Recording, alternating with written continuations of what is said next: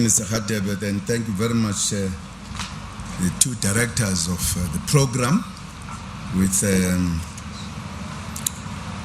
Ayanda Dodlo as well, the two ministers, the Minister in the Presidency and the Minister of Home Affairs. My brother, Mr. Dali Tambo, and the entire Tambo family. I remember one day, my brother, you had come from Europe to Zimbabwe to see your father, and we kept you out. OR said, I'm dealing with reports here. He must sit. I said, but the young man, he must be in a hurry. He says, what hurry? And I was saying that day, that's how the children of the leaders suffer. They come last. The soldiers come first. The Minister of Transport and the ministers present here, and the Deputy Minister of Transport and other Deputy Ministers present, the Executive Mayor of Ekurhuleni, Baba Mzwandile Masina, MECs, MPs and MPLs, Isithwalandwe, Baba Mlange, Sbosh. Must I tell the story? In Pretoria, when we were detained, what happened?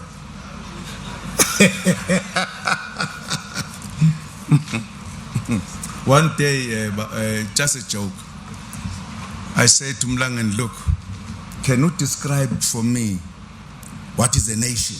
He goes, oh, Shai Wabakulu la, Stalin. Kitageko Stalin la. Funum Kazele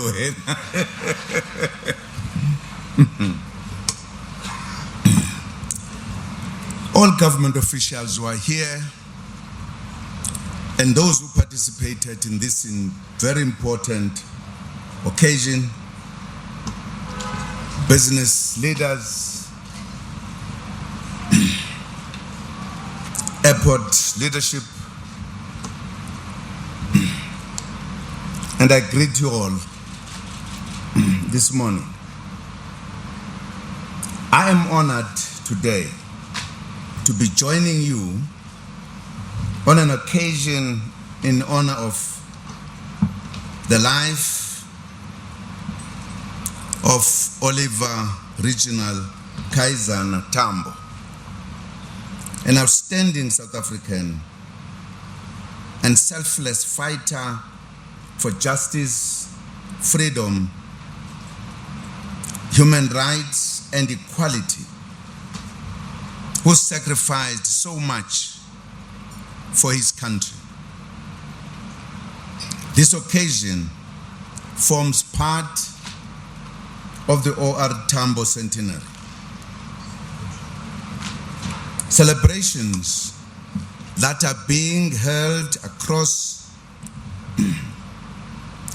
the country under the theme, Life and Legacy of OR Tambo. In every part of the country, this hero is being celebrated.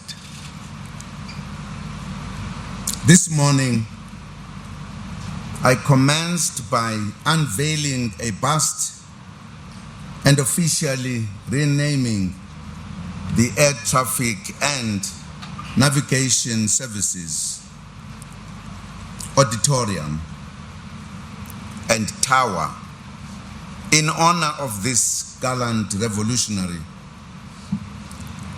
of our lifetime. Born on the 27th October 1917 in Bizana, President Oliver Tambo would have turned 100 years old this year had he lived. This selfless patriot dedicated his adult life to the tireless pursuit of the liberation of our country and its people. He left a lasting legacy for all South Africans, and not only for his organization, the ANC. In his honor, government has declared the year 2017 the year of Oliver Tambo. It is the year of action by all South Africans as we move South Africa forward together. President Tambo was among the founding members of the ANC Youth League in 1944 and became its first national secretary. Together with comrades Walter Sisulu, Nelson Mandela, Ashbin Da, Anthony Lembede, Dr. William Gomo, Dr. C.M. Machombozi, and others, they were instrumental in the transformation of the ANC. They infused the organization with new ideas and changed it to become a progressive and potent tool in the hands of our people in the struggle for our liberation. President Tambo bears the distinction of having been the longest serving president of the ANC. When Chief Lutuli died, OR Tambo became acting president for a long time until he was formally elected to the position by the NEC at the time. He led the organization during one of the most difficult and trying moments of the liberation struggle. Most importantly, at the time when the ANC had been burned and had gone underground, President Tambo became the glue that held the many facets of the ANC together during the difficult period. He became a capable pastor to all the strands of the ANC as the broad church. He was able to do this because of his character, amongst others, that of being a disciplined and highly principled leader. It is clear to me and all of us who had the rare privilege to be led by this giant that he was a leader who had a calling to serve the people of South Africa. He knew that South Africa and its people did not owe him anything. Hence, he served his people with love and selflessness. President Nelson Mandela, in his eulogy, remarked that, and I quote him, "Oliver lived not because he could breathe. He lived not because blood flowed through his veins. Oliver lived not because he did all the things that all of us as ordinary men and women do. Oliver lived because he had surrendered his very being to the people, unquote. Throughout all the critical decades from the 60s, 70s, and 80s to our return home in 1990, President Tambo worked tirelessly in the pursuit of freedom. Ladies and gentlemen, another key inheritance from President Tambo to the South African nation was his internationalism, which enabled us to sharpen the international pillar of our struggle. The international campaign to release President Mandela and other political prisoners, the campaign for sanctions against apartheid South Africa, and the creation of an understanding of South Africa under apartheid were all skillfully executed under his leadership. His skillful diplomatic skills also led to the recognition of the ANC by the Organization of African Unity and the United Nations. The declaration of apartheid as a crime against humanity was due to his tireless leadership of the international pillar of our struggle. Assisted by African governments, President Tambo established ANC missions in Egypt, Ghana, Morocco, and in London. From these small beginnings, under his stewardship, the ANC acquired missions in a total of 27 countries by 1990.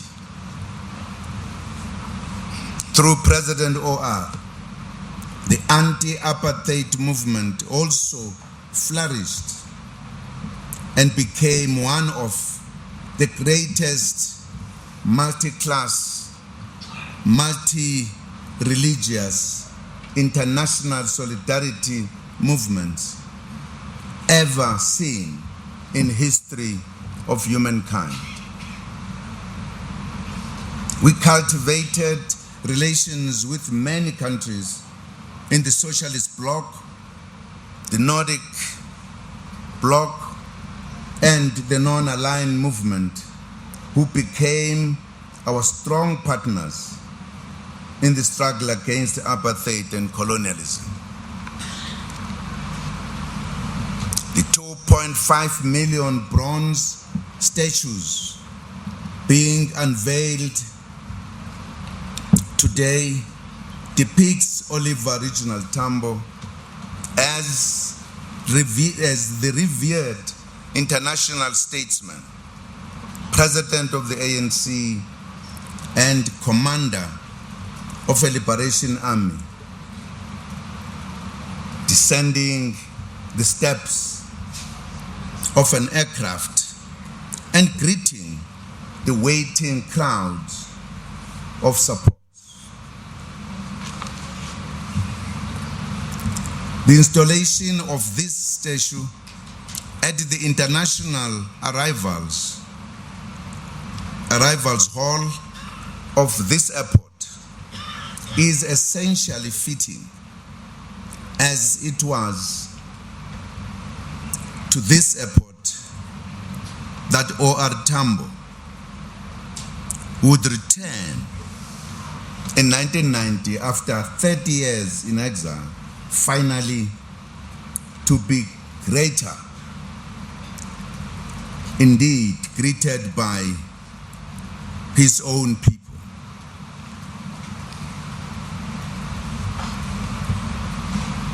I think what is also important just to bear in mind that OR left this country secretly. He did not fly from the airport. He drove across the border to Botswana, unnoticed, and did the work he was sent to do. When he came back, he landed at the airport as a hero, as a martyr, as a man who fought to defeat the apartheid regime, welcomed by his people when his life was no longer 100%. He was already unwell.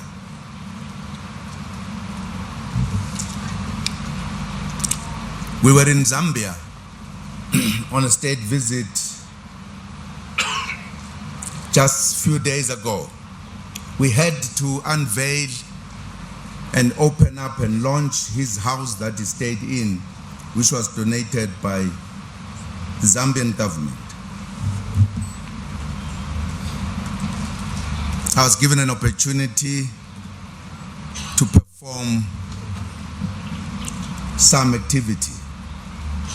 As I was there, it crossed my mind that, by the way, the last OR's contribution was the production of a document called the Harare Declaration, which laid the foundation for us to negotiate, put a platform, but also articulated the need of the constitutional principles so that the constitution will not go every other direction. As he was about to give a report to the frontline states, he was struck by a stroke. Many of us did not sleep on that day, thinking what will happen after this. Some thought worried me throughout the night. I was asking myself a question without an answer. Will the ANC be the same without OR? I must say, I was convinced it will never be the same. And I remember this with very serious emotions as I was performing some activities.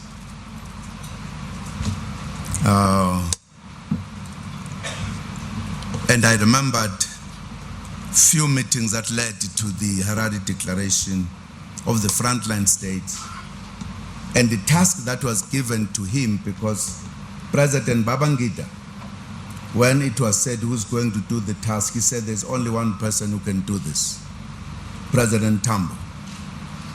And indeed, he did an everlasting work in preparation for the negotiations.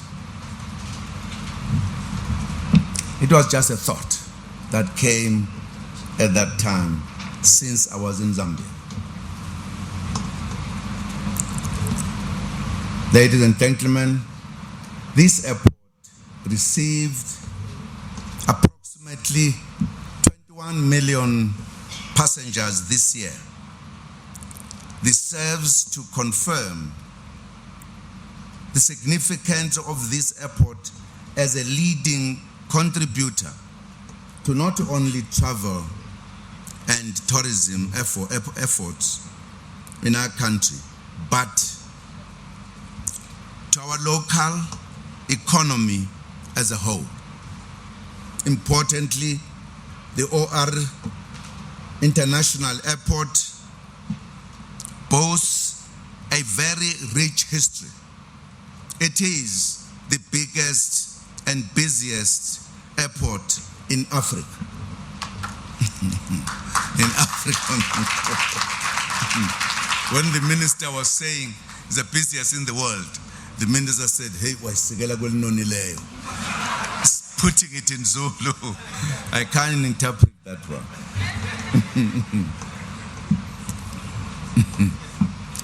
From its humble beginnings, in 1952, the airport has undergone 2 name changes from Jan Smuts Airport to Johannesburg International in 1994. It was renamed OR Tambo International Airport on the 27th October 2006 after President Tambo. And certainly it will never be changed. It will remain Tambo Airport forever. We are proud of this infrastructure. The transport hub boasts key elements required for a world-class airport business: location, accessibility, and connectivity. It is ideally situated in the heart of South Africa's commercial and industrial hub, with excellent road infrastructure linking it to the national road network. OR Tambo International Airport services airlines from 5 continents and plays a vital role in serving the local, regional air transport needs of South African and international travelers. The airport offers various retail outlets for travelers for their convenience.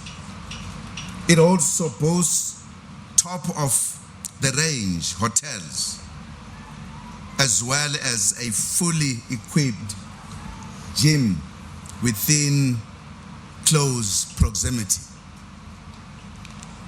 So you land at OR Airport, you are at home. You can do whatever you want to do. If you want to spend a night, the available accommodation is there for you. If you want to stress yourself, yes, there is as well for healthy life. If you want to have supper, breakfast, or lunch, yes, they are waiting for you. It is indeed a standard for international airports.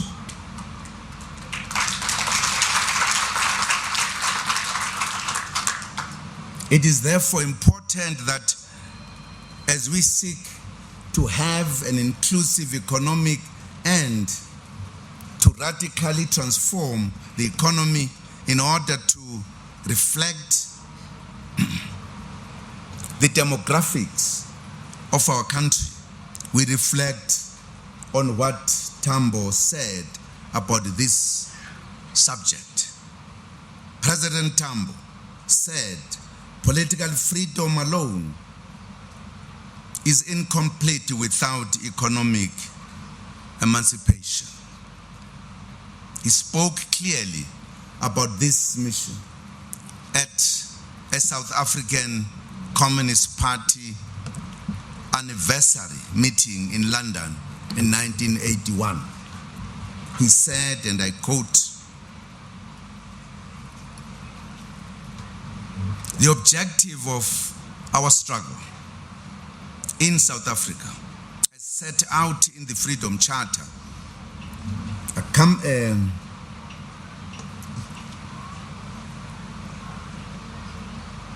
encompasses economic emancipation. It is inconceivable for liberation to have meaning without a return of the wealth of the country to the people as a whole. That's OR. Let me repeat this. It sounds quite convincing. He said, and I quote again, "The objective of our struggle in South Africa, as set out in the Freedom Charter, encompasses economic emancipation. It is inconceivable for liberation to have meaning without a return of the wealth of the country to the people as a whole."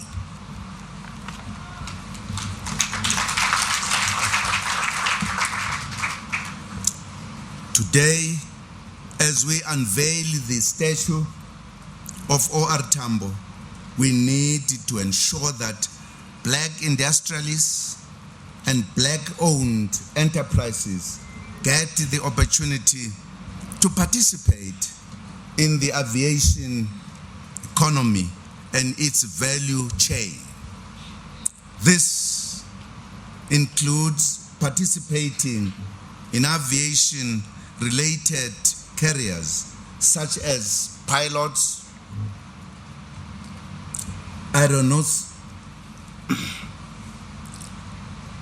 aeronautical engineering, aircraft assemblers, airport planners, aviation safety specialists, and meteorologists. We will then be playing a fitting tribute to OR Tambo, who wanted to see progress and development for the people of our country. If we participate in these high skills, some of which are scarce skills, so that we can participate meaningfully. Let me also, ladies and gentlemen, add that we strongly condemn the reported incidents of crime associated with the airport. Some local and international passengers have been attacked leaving the airport. We take this crime very seriously. Law enforcement agencies have been instructed to ensure that such attacks come to an end and that criminals are brought to book. And indeed, a team has been assembled from all agencies to work on this critical intervention. We must uphold the memory of OR Tambo by making this airport and every other part of our country safe. As we unveil this statue and honor OR together, we reiterate Madiba's words that Oliver Tambo has not died because the ideals for which he sacrificed his life can never die. He will continue to inspire all of us as we forge ahead with the mission of building a united, non-racial, non-sexist, and prosperous South Africa. I thank you.